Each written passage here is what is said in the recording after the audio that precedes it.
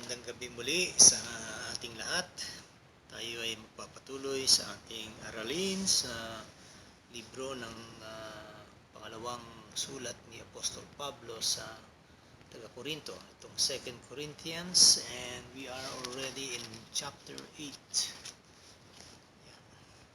So, basahin natin ang verses 1 to 9. And now, brothers and sisters, we want you to know about the grace that God has given the Macedonian churches. In the midst of a very severe trial, their overflowing joy and their extreme poverty welled up in rich generosity, for I testify that they gave as much as they were able, and even beyond their ability. Entirely on their own, they urgently pleaded with us for the privilege of sharing in this service to the Lord's people. And they exceeded our expectations. They gave themselves first of all to the Lord, and then by the will of God also to us. So we urged Titus, just as he had earlier made a beginning, to bring also to completion this act of grace on your part.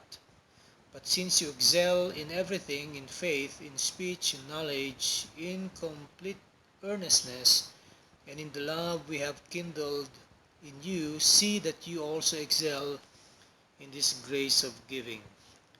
I am not commanding you, but I want to test the sincerity of your love by comparing it with the earnestness of others. For you know the grace of our Lord Jesus Christ, that though he was rich, yet for your sake he became poor, so that you through his poverty might become rich. Let us pray.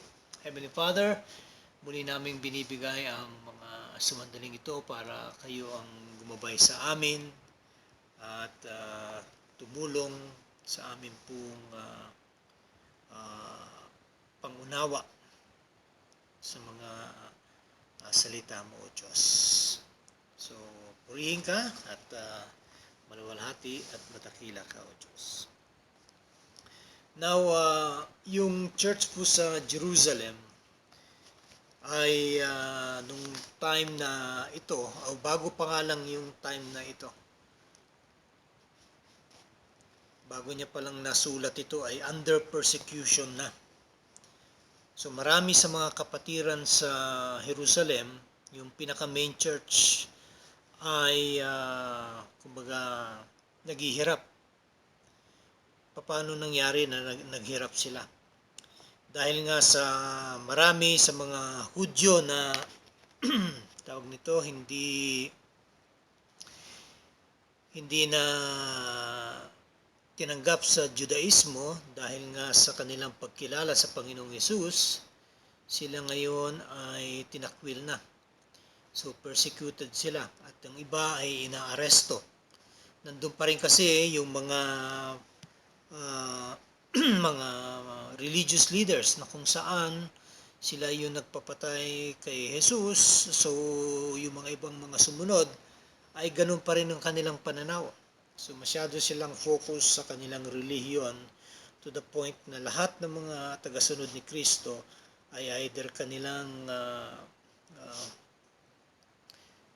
hinuhuli, kinukulong, at ang iba pa nga ay nauwi sa pagkamatay. At ang ilan naman sa mga Hudyo na nakilala na kasapi na ng tinatawag na the way o yung mga tagasunod ni Kristo ay hindi na po makapaghanap buhay. Kung sila man ay may business, hindi na po sila makapagtinda sapagkat walang tatangkilik sa kanilang negosyo ng mga Hudyo. Ganyan sila katindi ng mga kapanahonang yun. So, for almost 20 years na nung sinulat ni Apostle Paul ang 2 Corinthians, ganun na katindi ang nangyayari sa Jerusalem.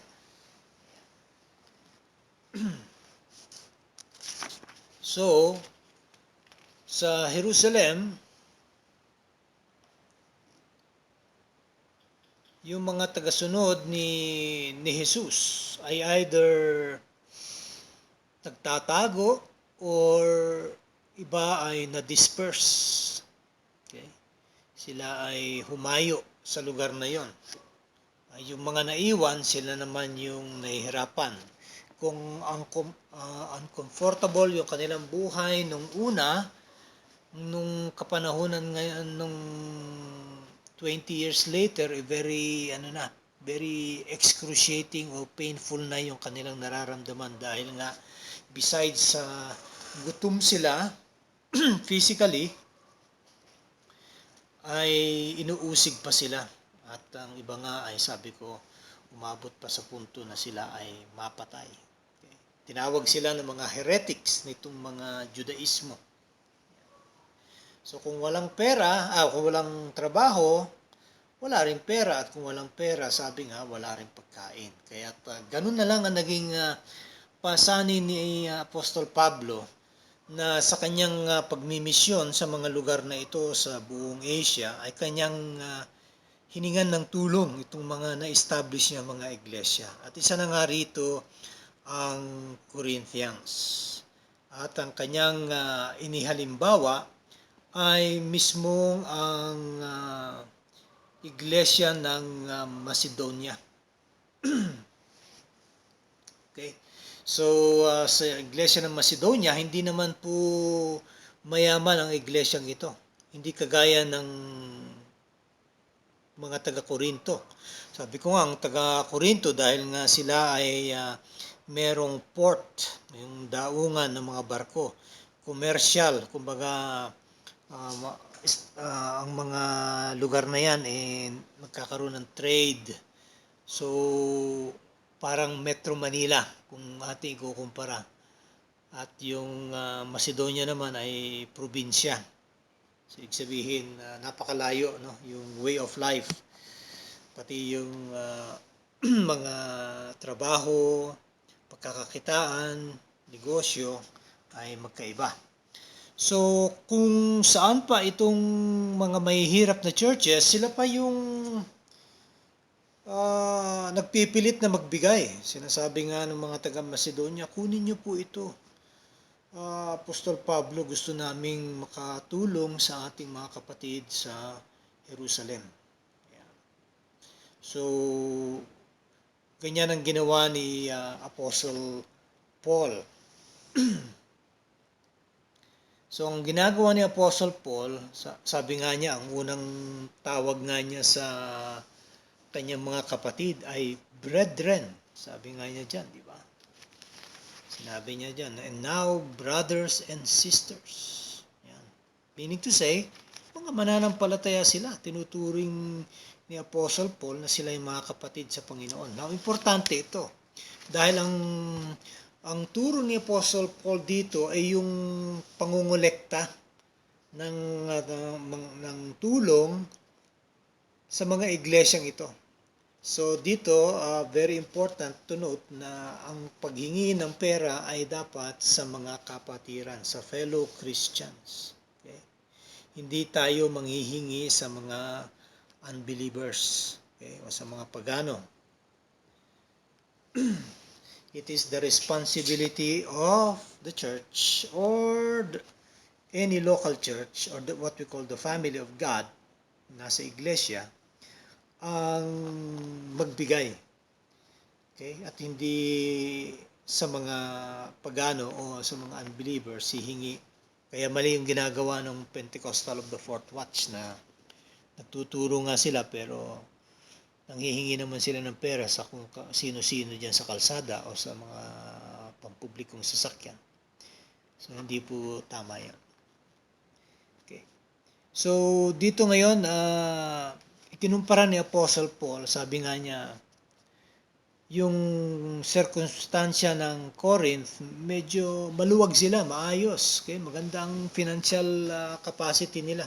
Hindi kagaya ng Macedonia. Ang Macedonia, isang mahirap na iglesia. And yet, sabi nga, gaya ng sa church sa Philippi, sa Thessalonica, sa Berea, makikita natin sa Acts 16:11 to 17 hanggang sa Acts 16:11 hanggang Acts 17:13 na itong mga iglesyang itong akin nabanggit ay tumulong. Okay? Kaya nga sabi diyan ang purpose ni Paul hindi para kumbaga konsensyahin ang mga taga-Korinto, okay, or bigyan sila ng mabigat na pasanin na ito yung mga listahan. Ito yung mga mahihirap na churches, since mayaman kayo, so tulungan nyo. Hindi naman po ganon.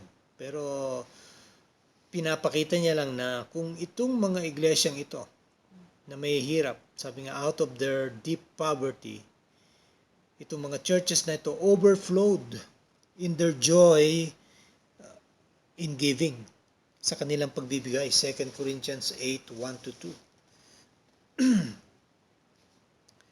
Ang unang perception ng tao, no?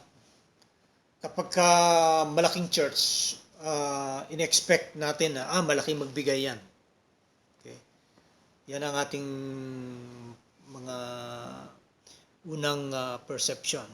Pero makikita natin, biblically speaking, and even in our day and age, sa panahon natin ngayon, okay, ang mga talaga nagbibigay ng malaki ay yung mga mahihirap, yung mga maliliit na churches, hindi yung mga mega churches, hindi yung mga malalaki. Okay? Kadalasan kasi, dahil mega church na sila, sa dami ng kanilang mga aktibidades, sa dami ng mga ministry nila, hindi na po sila makatulong doon sa mga maliliit. Sobrang focus na sila sa sarili nila. At ito ang gustong ipakita ni Apostle Paul sa mga taga-Korinto. Kasi na-focus sila sa kanilang pangangailangan sa loob ng iglesia. Pero sabi ni Apostle Paul, hindi dapat mangyari yan dahil tayo ay isang katawan ni Kristo. Kapag kang isang katawan, sabi nga may nararamdaman, dapat lahat tayo nakakaramdam ng sakit na yan. And we are talking about the universal body of Christ. We are not just talking about the local church na kagaya ng Corinth, isang local church yan. Ang Macedonia, isang local church. Ang Philippi, ang Thessalonica, ang Berea, isang church yan. Local church. Pero we're talking about the body of Christ as a whole. Kaya importante na kapag meron tayong mga ganyan nakikita, ay tumutulong tayo. At tumutulong din pa nga tayo, hindi lang dun sa mga iglesia, kundi pati pa nga dun sa mga hindi natin pananampalataya Gaya nito, may tinulungan kami ngayon dahil ngayon isang kapatid nga na dating associate pastor na ngayon ay nag-work sa Apayao, na-burden siya na magtayo ng clinic. Kung hintayin pa niya ang gobyerno, abutin pa raw ng 5 years bago maitayo yung clinic na yon. So 60% tapos na, and humingi ng tulong sa amin. At kahapon, nakapagbigay ang church ng may 16,000 galing doon sa isang kapatid natin sa Canada. Tapos tinapatan niya ng church din ng less than 14,000, kaya 29,000 plus ang nalikom kahapon para maipadala at naipadala na ni Pastor J doon sa ating kapatid na yon. Dahil siya'y patapos na sa kanyang trabaho doon, so gusto niyang matulungan itong lugar na to, liblib na Pook, bago siya bumalik ng Baguio. So, isang malaking malaking bagay na maging kabilang tayo. Now, bakit ko na nabanggit ito? Kasi minsan ang ating mindset bilang mga tao, and even mga Kristiyano, is that ang pera natin, sarili natin, atin, na tayo ang nagmamay-ari. Kailangan po natin maunawaan na hindi po atin ang perang yan. Okay? Bagkus, sabi nga, ang nagmamay-ari niyan ay walang iba kundi ang Diyos. Okay? God owns it. Sabi nga, God owns the 1,000 cattle on the hill. Ano ibig sabihin yan? Hindi ibig sabihin farmer ang Diyos, kundi siya nagmamay-ari ng lahat. Ng kahayupan dito, yung isang mga hayop na gumagala. Hindi lang yan, kundi ang buong mundo, ang buong nilikha, ang buong kalawakan ay pagmamay-ari ng Diyos. Kaya kailangan isipin natin yan. Na tayo, sabi nga, minsan lang tayo mabubuhay dito. At gawin na natin yung magandang magagawa natin. Hindi ibig sabihin yan na pag gumawa ka ng mabuti, yan ang kaligtasan mo. Hindi. Kaya ka gumagawa ng mabuti dahil sa ligtas ka na. Kaya tayo nakakagawa ng pag-aabot, ng pagtulong dahil nga tayo ligtas na. Alam natin na hindi naman natin madadala yung yaman natin sa langit. Kaya dito pa lang sa lupa, igamitin na natin yan. Gamitin natin ang lahat ng resources meron tayo para sa kaharian ng Diyos, para sa kaluwalhatian niya, para sa tataguyod ng kanyang kaharian at ang kanyang salita ay lumaganap pa. Now, pag ating titingnan po sa mga sulat ni Apostol Pablo dito sa Corinto, ay makikita natin na hindi ginamitan ni Apostol Pablo ng salitang pera o money. Okay? Pagkos ang kanyang ginamit dito, mapapansin po natin sa 2 Corinthians chapter 8 and chapter 9 sa mga susunod na mga araw na ating aaralin. Ang kanyang mga ginamit, for example, sa chapter 8 verse 1, the grace of God. Okay? Yung pagtingin natin sa financial gifts or yung pagbibigay, ito ay grace of God according to the Apostle Paul. Sa verse 2, wealth of liberality. Yun ang sabi diyan. Okay? Wealth of liberality. Okay? Sabihin, out of their extreme poverty, welled up in rich generosity. 8 verse 4, participation. 8 verse 4 uli, support. 8 verse 6, 7, and 19, gracious work. 8 verse 20, generous gift. And chapter 9 verse 1, 12, and 13, ministry. And chapter 9 verse 5, bountiful gift. And chapter 9 verse 13, contribution. See? Wala siyang binanggit na pera. Bagkus ang kanyang ginamit ay ang mga salitang ito. Para maunawaan ng kanyang mga babasa na ito ay supposedly in-institute ng Diyos at nilagay niya sa iglesia para gawin ito para nang sa ganoon ang pangalan ng Diyos ay maluwalhati, ang iglesia ay ma-edify. At kapag nakita ng mga tao sa labas na ang iglesyang ito ay ganon, naaakit sila. Nakikita nila, ano bang meron ito? Itong iglesyang ito. Kaya kailangan maibalik natin itong ganitong klase ng pagbibigay na hindi tayo yung selfish, nakafocus lang sa sariling local church. Okay? Kundi tinitingnan din natin yung nasa labas. Kaya ako'y nabless sa ating kapatid na nasa Canada dahil na-burden siya na sabihin niya kung saan ba makakatulong ito, Brother Mike. Papadala ako every now and then.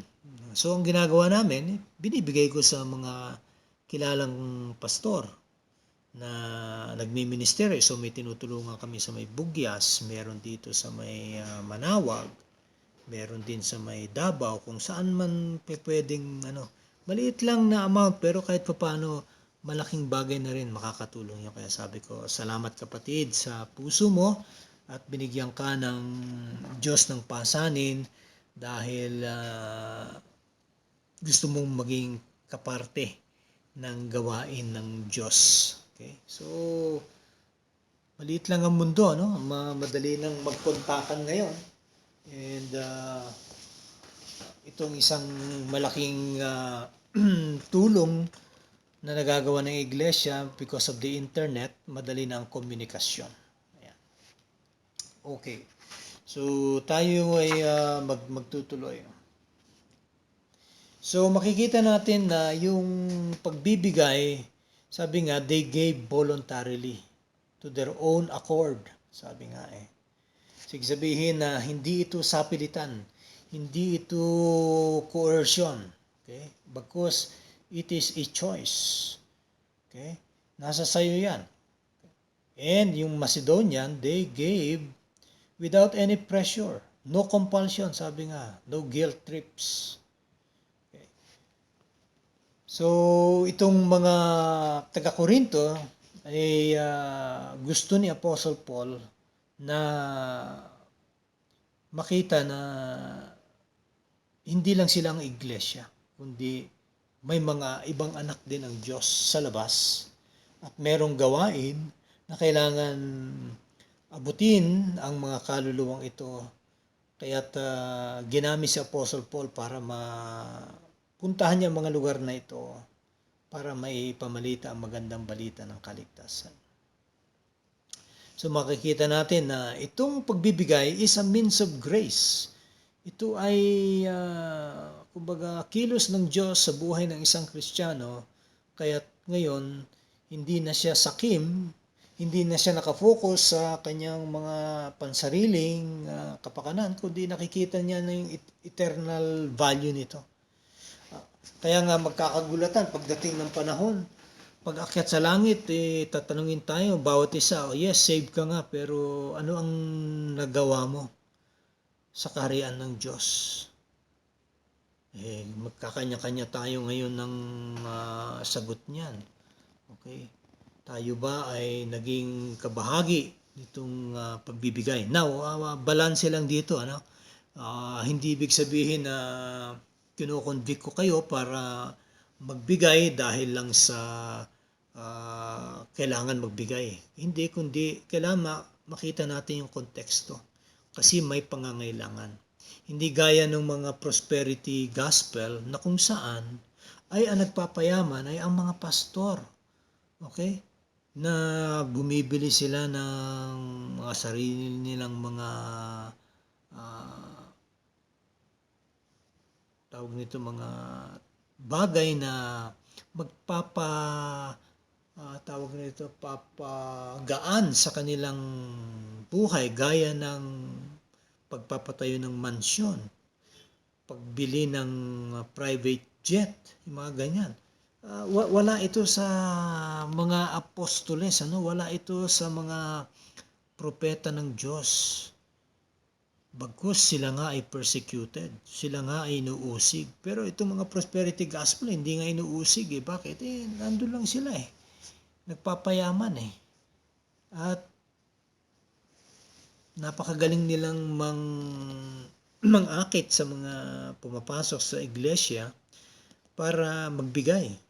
So hindi ito yung klase ng pagbibigay na gusto kong ituro sa inyo, kundi itong sinasabi ni Apostol Pablo.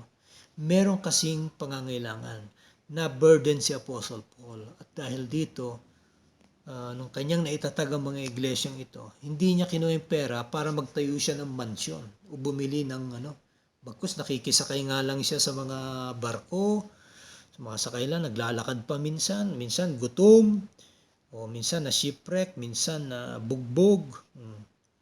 Ganyan ang buhay ng mga tunay na mga mananampalataya. Okay? Hindi gaya nitong mga to. Kaya't kung ating titingnan, ikukumpara, yung mga nandun ng mga persecuted churches, yung mga talagang humahayo at umaabot para ang mga pagano ay makakilala sa Ebanghelyo ng Diyos. Yan yung mga totoo. Yan ang dapat matulungan. Yan ang dapat na masuportahan ng iglesia. Okay?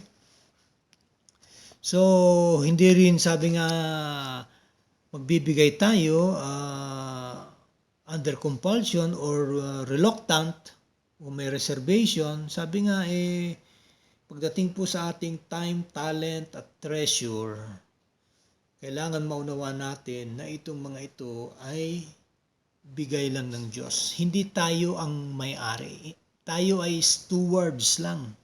Stewards, tagapag patupad, kumbaga, yung magmamanage ka lang. Okay? Pero hindi ikaw ang nagmamay-ari. Yan ang ibig sabihin ng stewardship. You manage what you don't own. God owns everything. So, makita natin na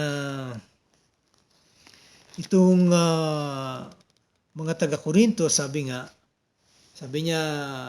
sa verse 9 na tayo, kanyang sinabi, "For you know the grace of our Lord Jesus Christ."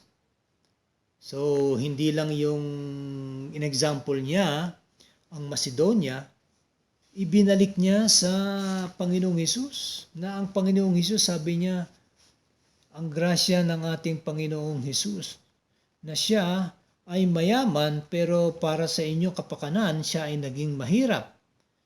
Para nang sa ganon, sa kanyang kahirapan, kayo ay maging mayaman. So ano ibig sabihin yan?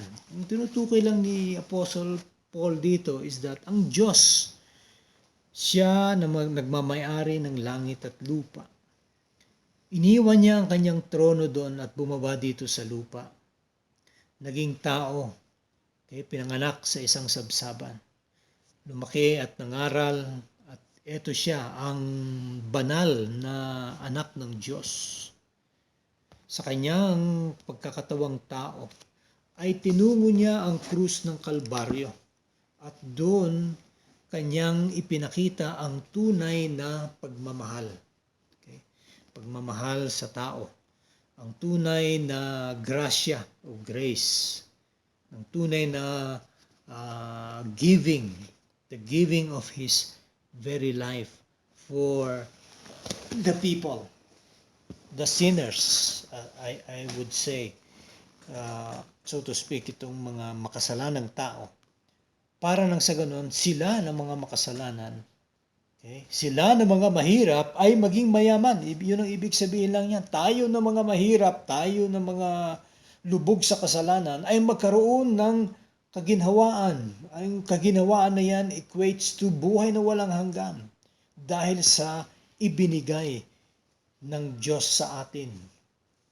At yan ay walang iba kundi ang ating Panginoong Hesus nung siya ay magtungo sa krus ng Kalbaryo. Okay? So, I hope and pray na malaki ang ating natutunan ngayong gabi at tuloy-tuloy ito hanggang chapter 9. We will be talking about itong giving na ito. Kaya't pauna lang po ito sa atin ngayon. Kaya't ang application nito is that kailangan laging magaan lang ang ating hawak sa anumang bagay na meron tayo. Okay? Ang ating mata, hindi dapat ma-focus, matuon sa mga bagay na naririto sa lupa. Sabi nga, fix your eyes on Jesus, the perfecter and finisher of our faith. Sa Kanya tayo tumingin, sa Kanya tayo tumuon. Okay? Hindi sa mga bagay-bagay dito sa lupa. Itong mga ito, yes, it is for our enjoyment. Pagkaroon tayo ng bahay, sasakyan, cellphone, gamitin natin. Pero wag tayong mafo-focus to the point na maging idols na natin itong mga ito. Because kay Jesus, sa Kanya tayo tumuon ng pansin. Okay? So, lahat, whether pera yan or bagay na nasa paligid natin, sa Diyos lahat yan. Siya ang nagmamay-ari, tayo mga stewards lamang. Purihin ang Diyos, magandang gabi po sa inyong lahat.